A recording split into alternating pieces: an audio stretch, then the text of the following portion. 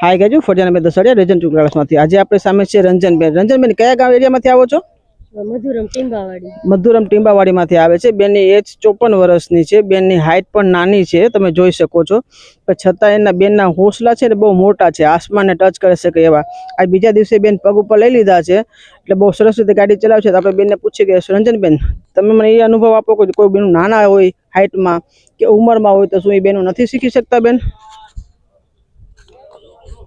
ના, હાઈટ નાની હોય છતાં એ લોકો શીખી શકે છે, કારણ કે એને હોસલો જોઈએ, એનામાં હિંમત જોઈએ તો શીખી શકે છે. આજે તમારો બીજો દિવસ છે, પગ ઉપર લઈને ચલાવો છો ને ગાડી? હા, પગ ઉપર લઈને ચડાવી આજ બીજે દિવસે. બહુ સરસ. કાંઈ વાંધો આવે છે? ના, કાંઈ વાંધો નથી આવતો, બીક કઈ નથી લાગતી. પેલા દિવસે થોડીક બીક હતી, પગ નથી પહોંચતા એટલે, હવે પહોંચી જાય, વાંધો નથી આવતો.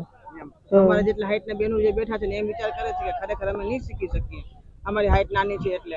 ખરેખર એ લોકોને એકવાર તો કરવું જોઈએ ને મહેનત. ના, એકવાર હિંમત કરીને ચલાવવી જોઈએ. પગ ના પહોંચે છતાંય શીખી જવાય છે. શીખી જવાય છે.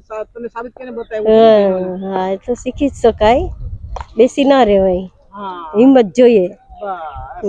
Thank you so much.